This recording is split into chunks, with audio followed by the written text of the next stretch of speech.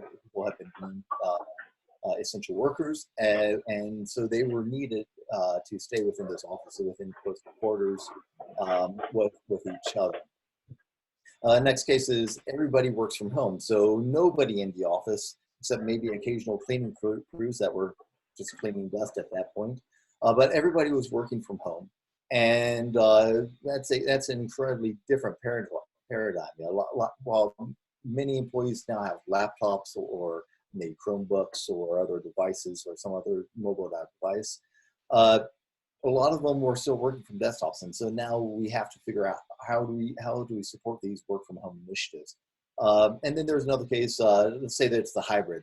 Sometimes they would go into office, whether it's some of the workforce would work in office, the rest would be at home. They would have some rotation where one group would be in one day, another group would be in another day. A good example of that is a lot of school systems have adopted that approach where say Mondays and Wednesdays, Group A students would be in. Tuesdays, Thursdays, and Fridays, Group B students would be in, and then they flip-flop that. And so we've seen all three of those, and three of those cases where businesses have tried to respond, governments have tried to respond in a responsible manner to ensure that their workforce is safe. And then there really is that fourth case where people have simply added automation. They needed employees on site. They couldn't safely have employees on site, and so instead they added some sort of automated tool, whether it's a robot, a piece of software, or something. They added some sort of automated process, which could possibly result in somebody losing their job, unfortunately. But all of these cases have different security implications, and all of them are probably going to stay with us moving into the future. While things have been shaken up dramatically, there are going to be cases where businesses go back to that traditional approach. On the other hand, there's going to be a lot of businesses where they realize, you know what, I really don't like paying that lease on the office space. That's I'm paying $10,000 a month for a couple thousand square feet. All my employees are happy working from home.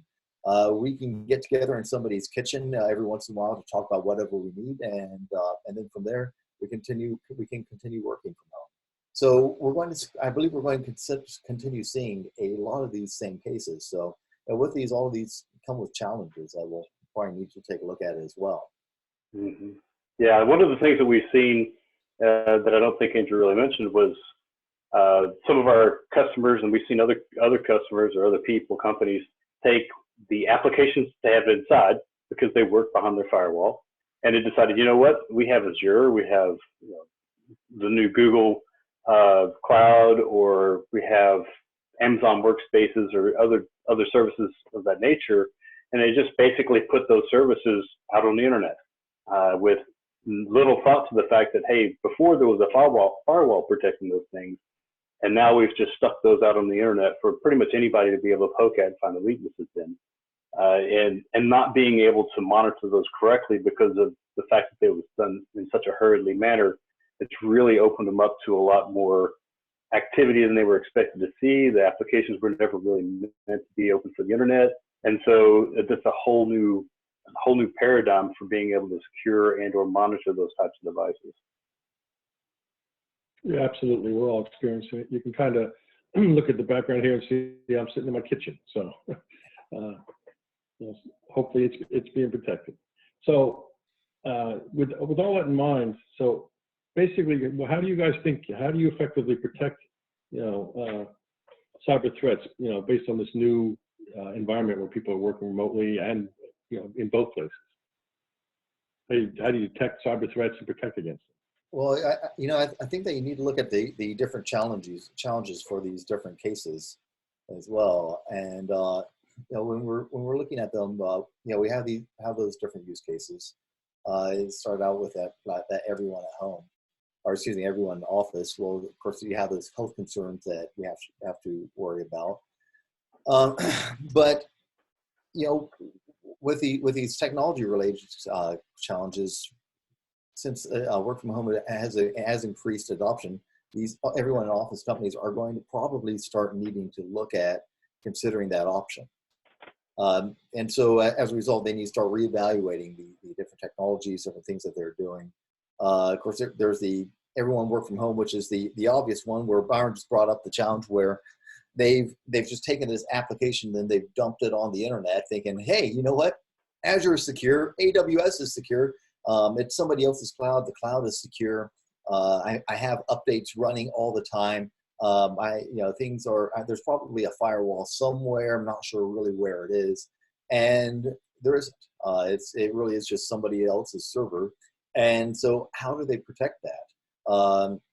And how do we look at these cases where these employees now are sharing networks with, with their family members? Okay, so mom or dad has their corporate computer that is now on their home network, actively accessing the company VPN.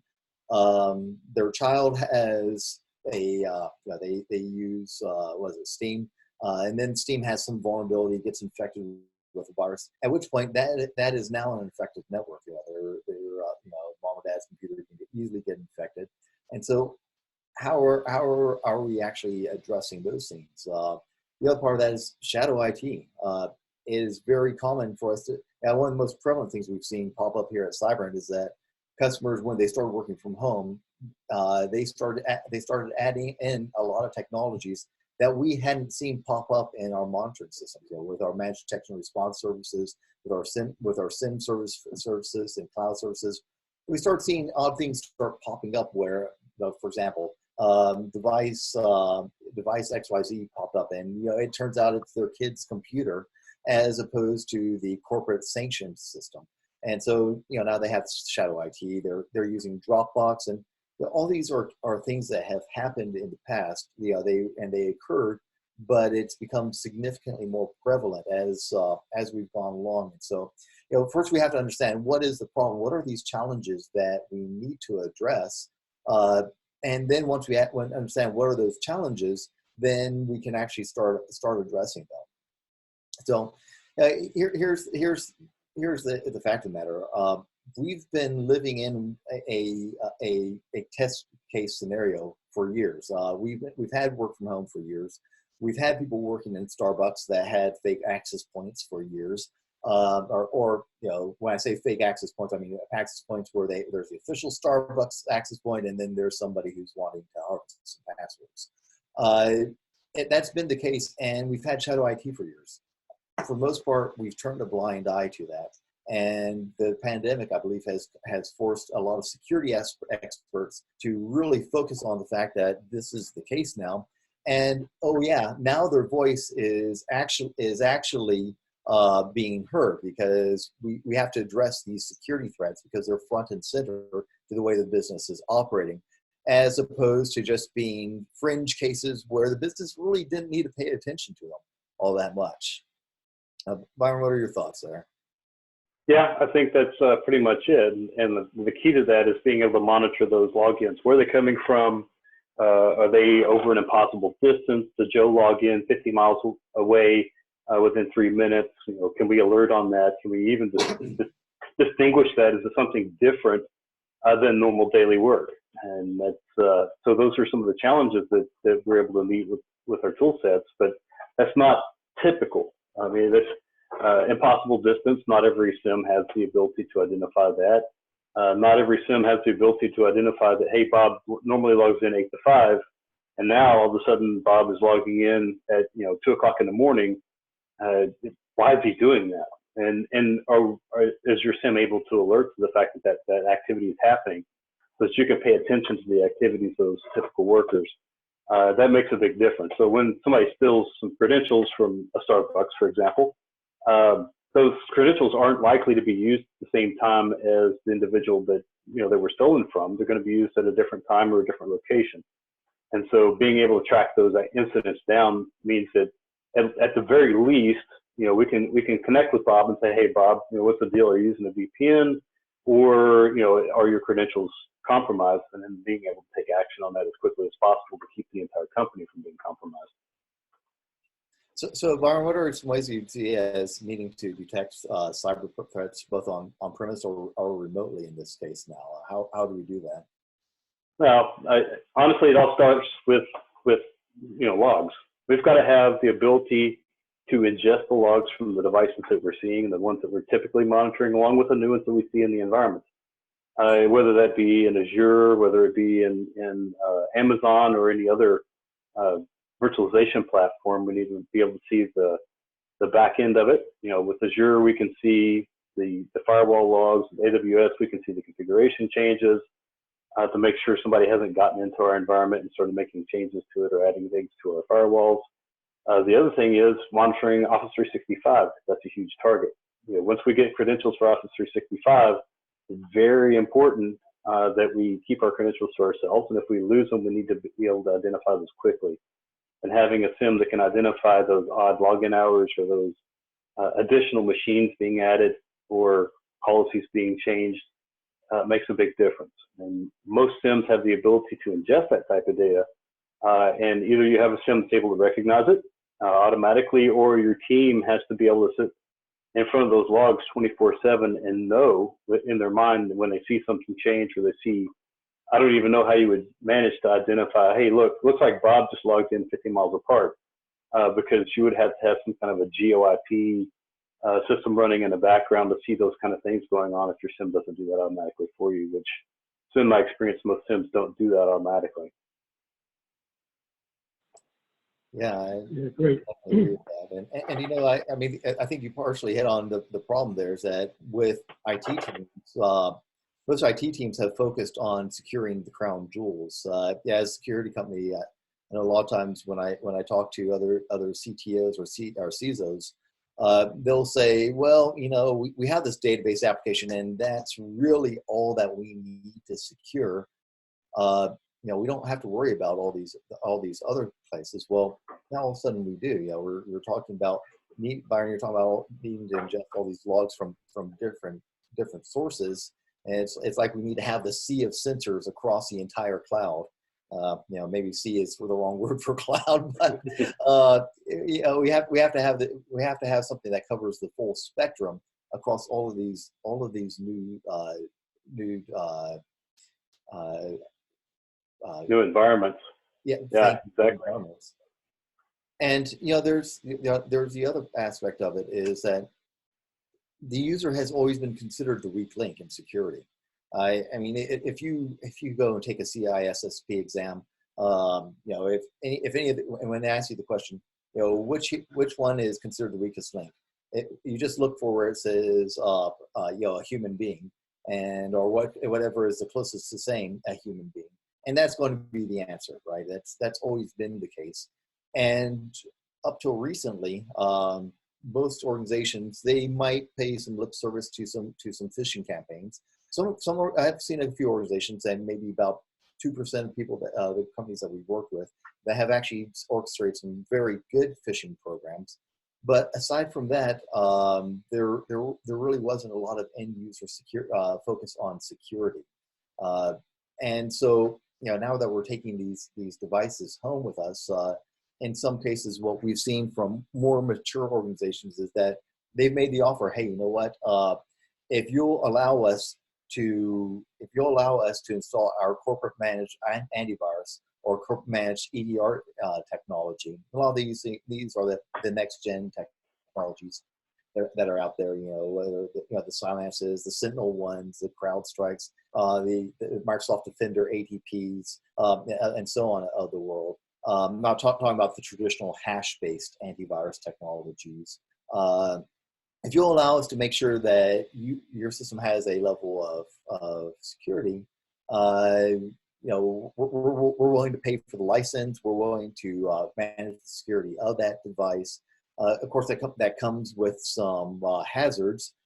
Namely, now if you're watching an end user's device and you're using an EDR system, you probably are gaining PII. There's a good chance that you are harvesting PII data of the customer's end users. And so, whenever we're talking to companies, I know that here at Cyber, we advise them, all right, turn off URL tracking. We realize that URL tracking is incredibly valuable, but if your EDR technology has URL tracking, turn that off. Turn off DNS tracking. Again, incredibly valuable. but that can be considered personally intrusive. And so it's something where you come up with a company agreement. You have your end user agree to that agreement, and then as an organization you offer to secure their home. That way you start inoculating everyone around, whoever could be patient zero for your organization. Great, yeah, guys, that all makes a ton of sense. So from my perspective, we think it's and you've highlighted a bunch of this. It's really important to have sort of hygiene in place, firewalls, antivirus, but then you got to have that second level of protection, right? Something that's doing real-time monitoring, making sure your environment's safe. And on top of that, you have to have, as we're talking through here, top-notch people and top-notch processes. So you have to have a partner who's really got the technology and the people behind it to actually understand it, run it right, and then the process in place to make it work. So we hit on a bunch of the traditional SIM concerns. Any other concerns with the way traditional SIMs work before we head on to another question? Well, I mean, if we're looking at traditional SIMs specifically, I think there's a number of things additional things we need to look at. Correlation rules and signatures. Traditional SIMs, the ones that have been around for forever. We're talking about the ARC sites. We're talking about Splunk. We're talking about Logarithm. We're talking about the Aim Vault, as well as others. When we say traditional SIMs, they've been around in the industry for a long time, and they're still primarily based on correlation rules and signatures. And with correlation rules and signatures really have two primary characteristics. Somebody either thought of a potential attack pattern and then figured out how to create a rule for it, or somebody saw an attack pattern and then they created a rule for it. Either way, somebody had to think of what avenue of attack is possible here. And let's face it, there are a lot of bad guys out there. There are a lot of people who want to infect computers with ransomware to get Bitcoin. I mean, Bitcoin's up to $50,000 these days, and so if they could have scammed somebody for Bitcoin via ransomware a year ago, they would have just made an incredible amount of money if they just held it. So, with these cases, there are a lot of attackers. There are a lot of malicious individuals out on the dark web, or as well as nation states, who want to get the crown jewels. They want to get the crown jewels, or they want to take over your company's infrastructure so that they can hold it hostage. And so if they come up with a way to attack your systems, zero-day attacks, for example, you're not going to be able to, you're going to be susceptible to it. And some zero-day attacks, they're widely susceptible. Others are highly targeted.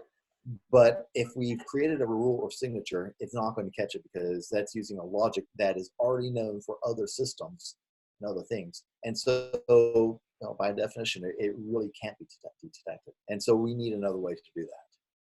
Yeah, I think that if rule-based access, like our firewalls worked, we wouldn't have firewalls now that have AI built into them to adjust to the behaviors of the individuals that are using the systems.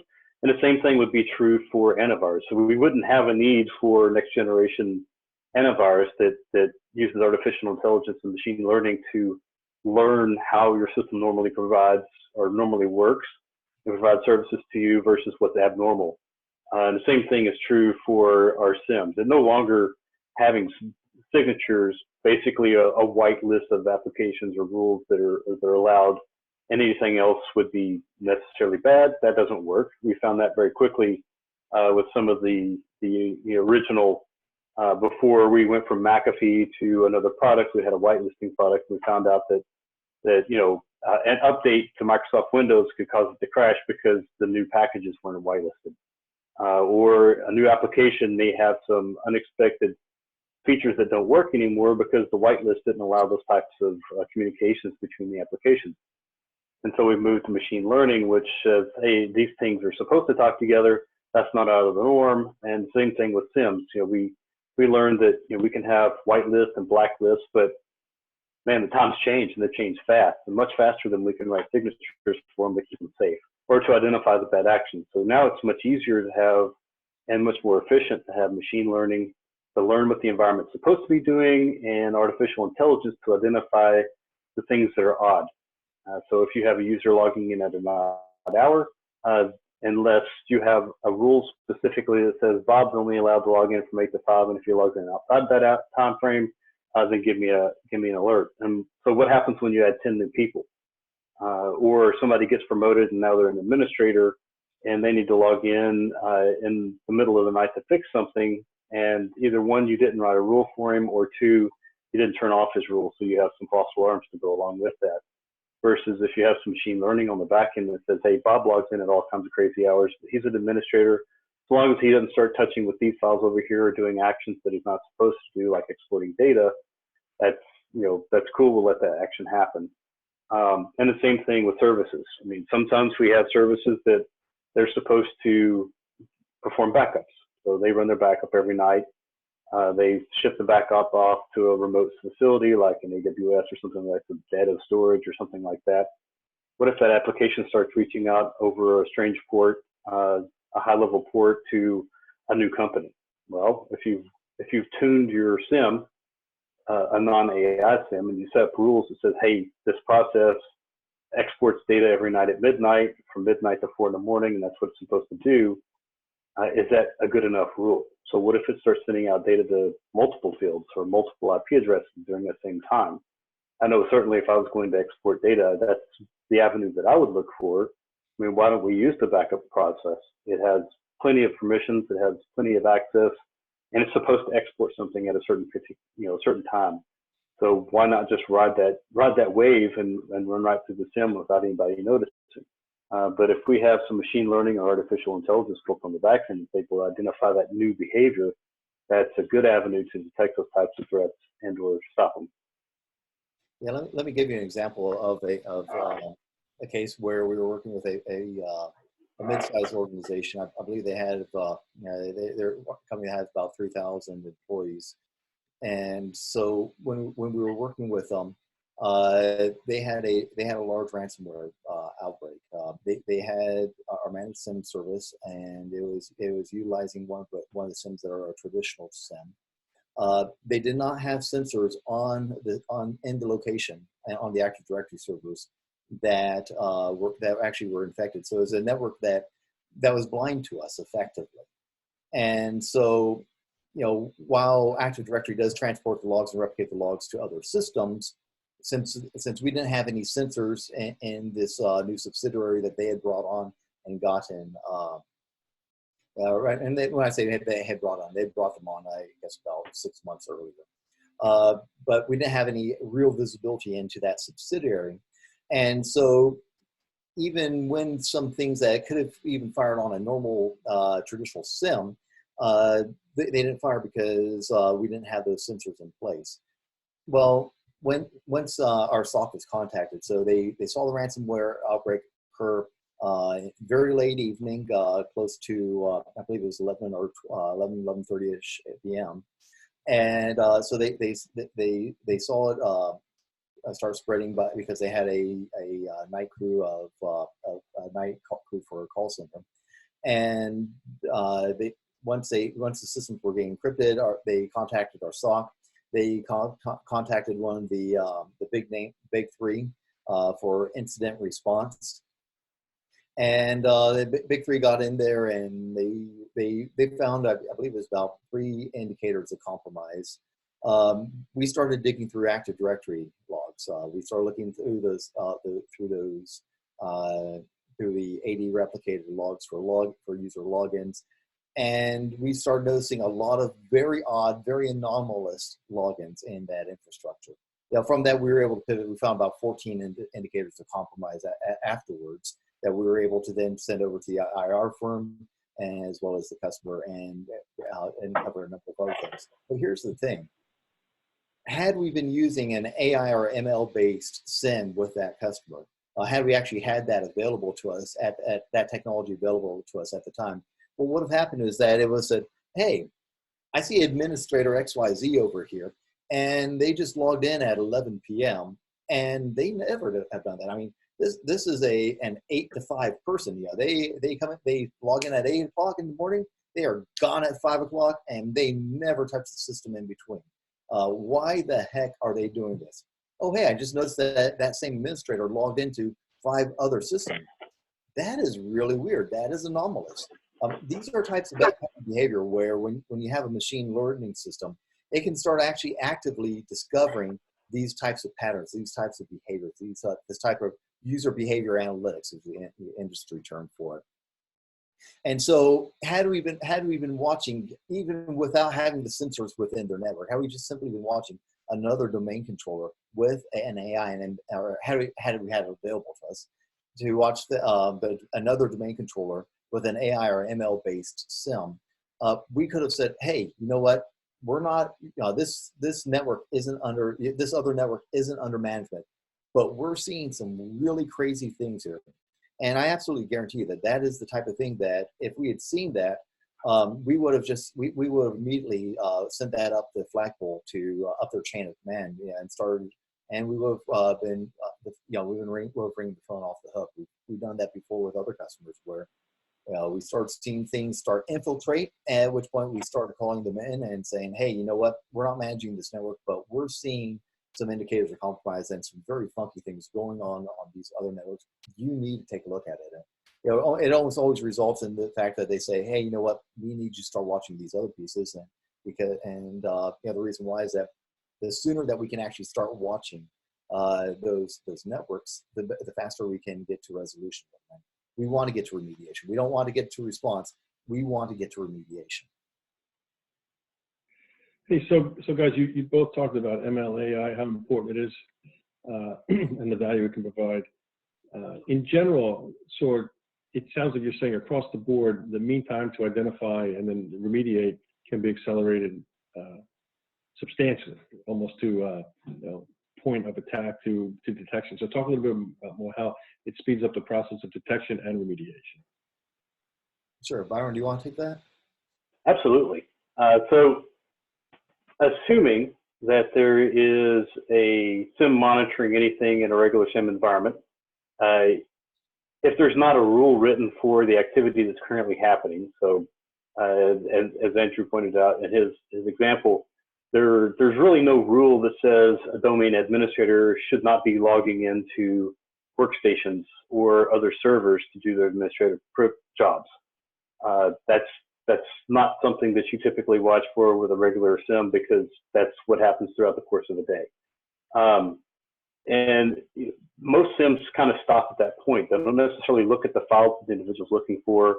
That's not normally, that would be pretty much left up to the analyst to figure out, okay, yeah, normally, this administrator doesn't have anything to do with network shares.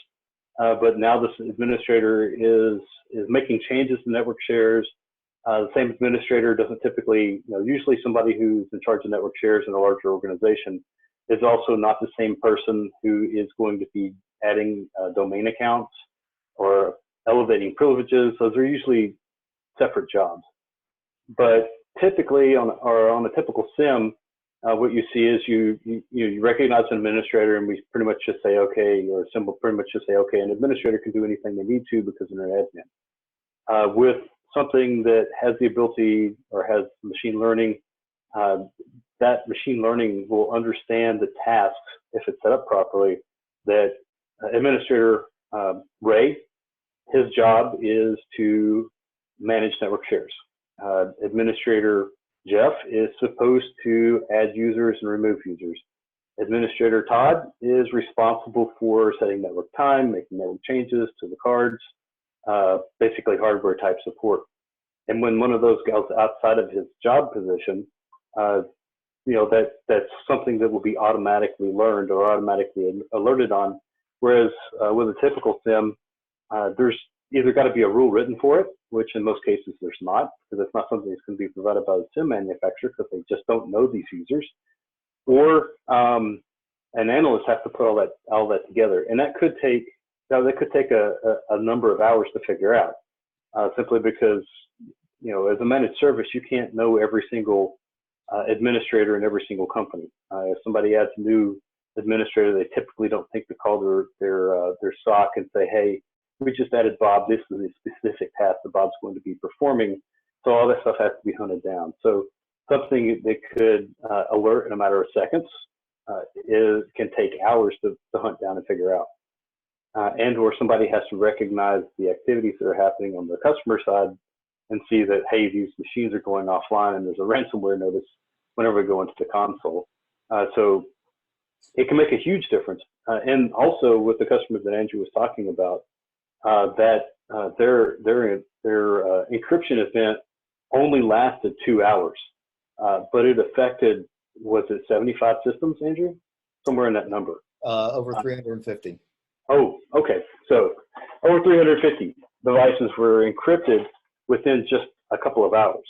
So if it takes 2 hours for an analyst to hunt down what those activities are, then you can imagine it can be much worse. And imagine if the analyst can't get a hold of a customer or can't get a hold of a boss to find out why admin Todd is making changes to network drives or changing the data that's there, it could take even longer. So it could have been literally thousands of systems rather than just the 350.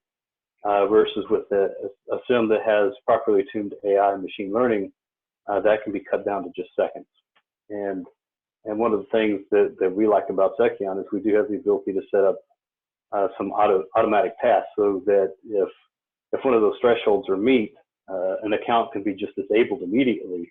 And while that may be an inconvenience for a user if they're doing legitimate tasks, it can also be the difference between 2 systems being encrypted versus 350.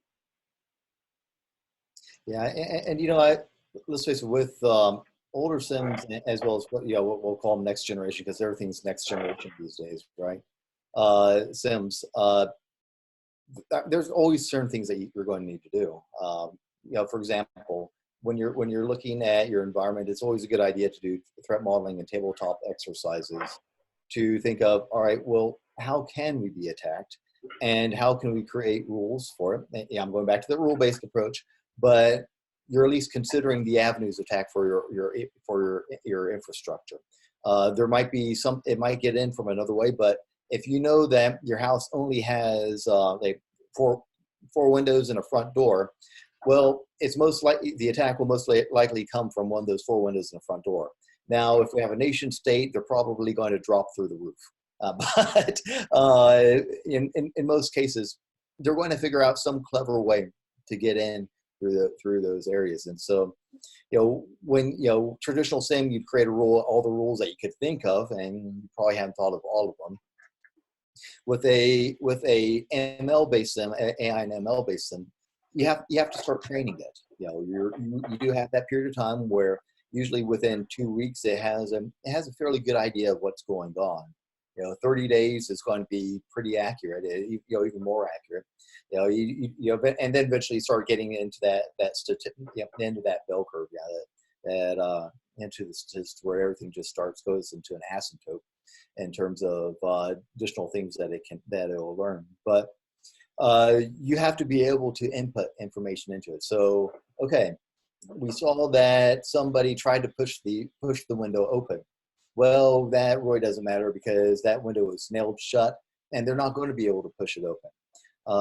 At which point, so we go back and let the SIM know, okay, that's going to be we consider that to be a false positive because we have mitigating factors there.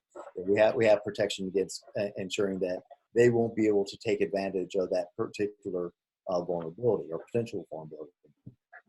Okay, all of a sudden the SIM says, hey, we just noticed that somebody broke the glass. Oh, well, you know what? We didn't have bulletproof glass.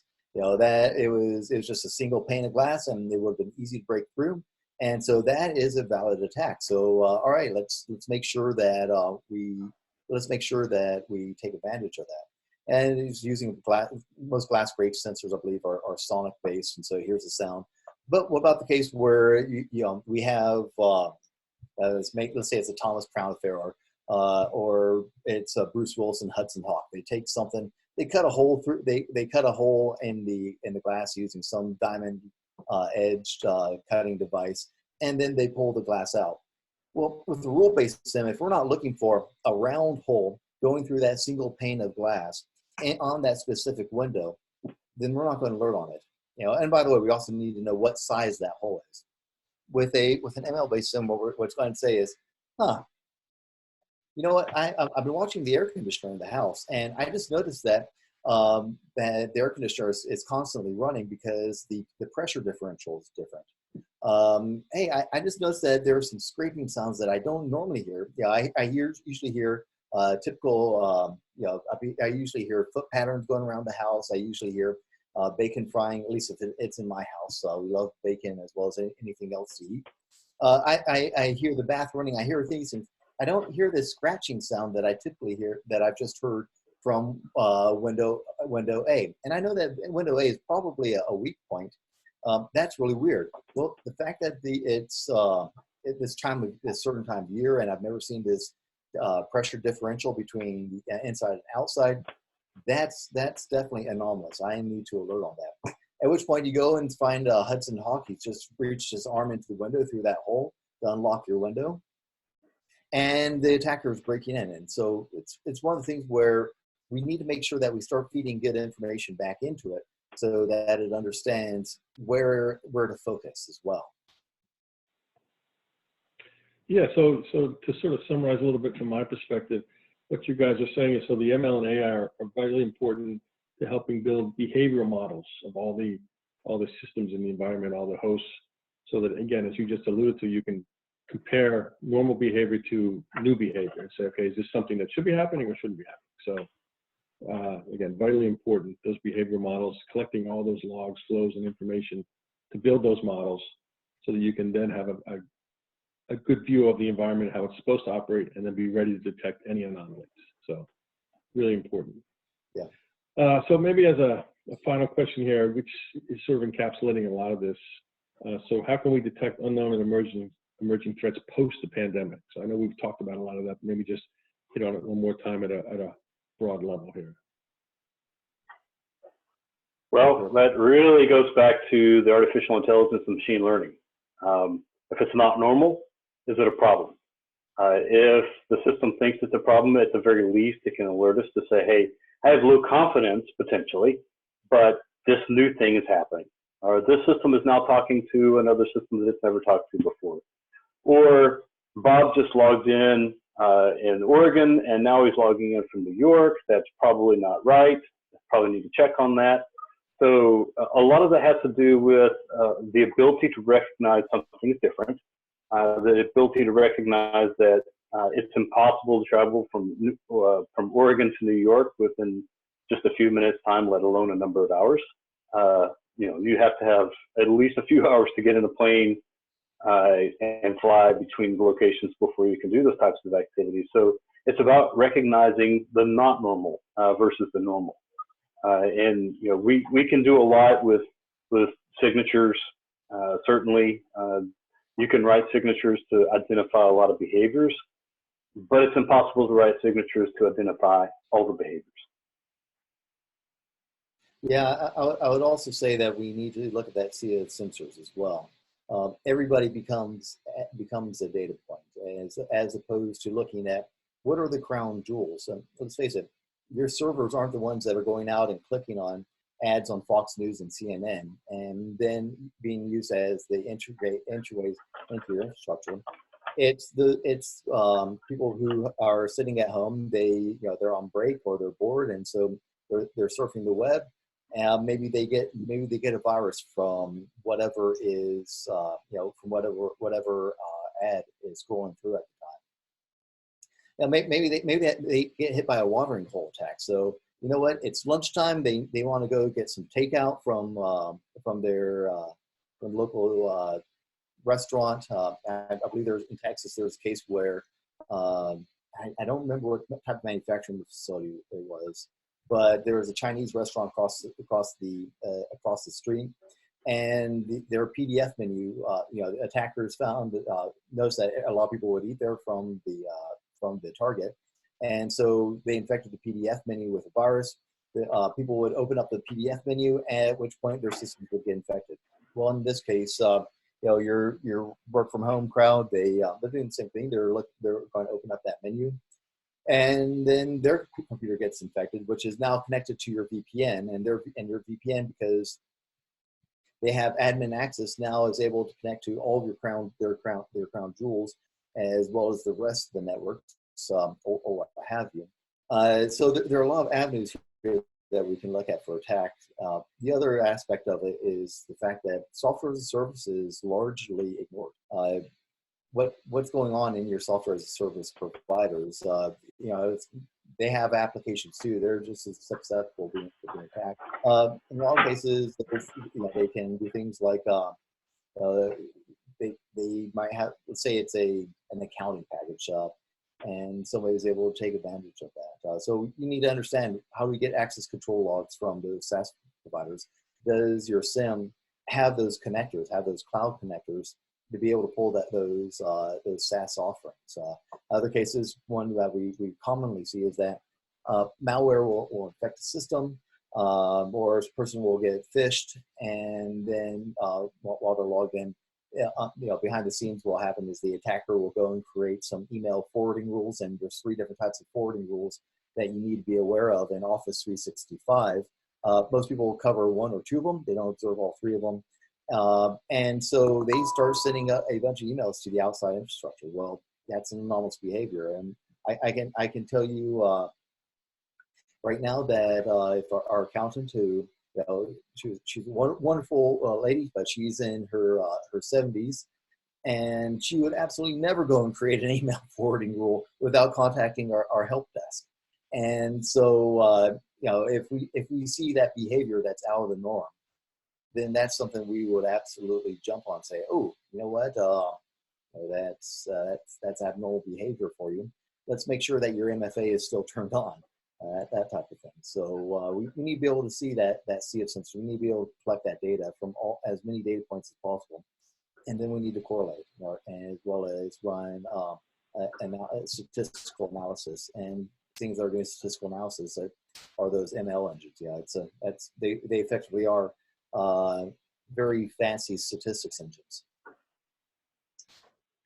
Thanks, Andrew. And I just want to highlight the word you used there, correlate, because to me, correlation is one of the key components here. The fact that things are happening across days, across different machines, and the ability to correlate that, instead of a person having to figure out that yesterday there was a failed login, and then maybe a attempted breach, then today a machine started doing some scans, tomorrow it went to a blacklisted site. So someone trying to put all that together and figure out it's all related and then turn it into an alert is very problematic. Whereas, having the ML and AI to be able to do that, and present it to you, say, okay, I've seen this, now I've seen enough, you need to go do something about this. I think that's really, really important to catching things quickly and then resolving them quickly. So, and we're on a webinar with Sekion here, everyone. When Byron and I were first working with the technology, we typically, whenever we put a technology through spaces, it's usually about anywhere from a 3 to 6 month endeavor. And so we were watching our infrastructure with it, and one day Byron was uploading an ISO to some of our VMware test systems, and it's not something he typically does. And so I think we're in month 2 of evaluation.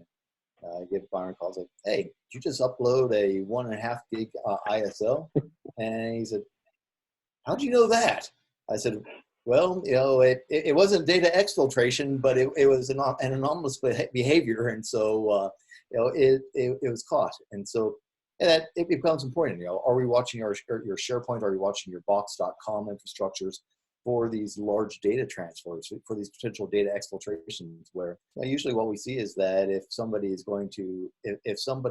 dumps a significant portion of data from whatever is their personal drive, in about 2 to 4 weeks, they're going to leave your company. And it's a common pattern that we see here at Cyber. And they're not going to see that with traditional SIMs. Something Andrew did say, it's not too far off topic, I don't think. He said, if you have administrative privileges and your machine gets basically hacked, or your credentials get hacked, then pretty much all is lost if that gets out into the wild. And to that, I would have to say, for the love of Mike, if you have administrative privileges as your normal account, make a change.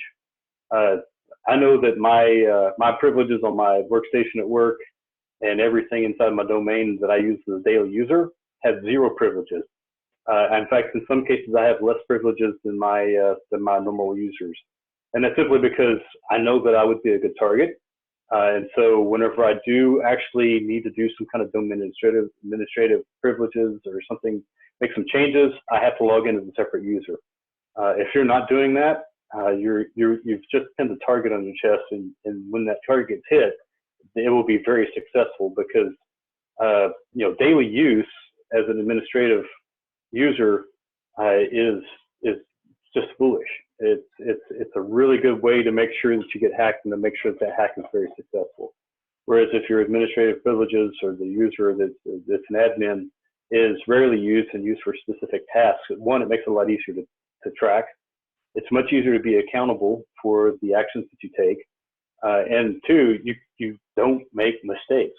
I can't accidentally log into my domain controller as my normal user and wipe out shares or users or create users because I have no privileges there. I have to actually log in as a separate user to do that. And then whenever I do that, whenever our CAB comes around and they hold up the logins and they say, okay, it looks like your SA user logged in 54 times. I need you to describe these to me and tell me what's happened per our SOC 2. I can because, well, I had to think about it. I had to log in as my domain admin user to make those changes, and then I log back out. So for accountability's sake and for the sake of just my sanity and your own, don't do daily activities like checking your email, browsing the internet, logging into your personal computer as an administrator.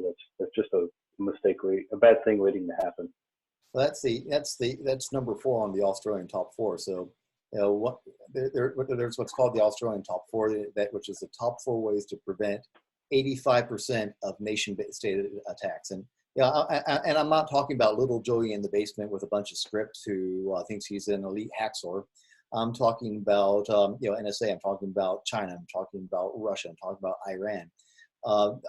That's number 4 on the list for blocking 85% of nation-state attacks. And real world example about 14 years ago, I had just started as an engineer at a new employer, and all of a sudden,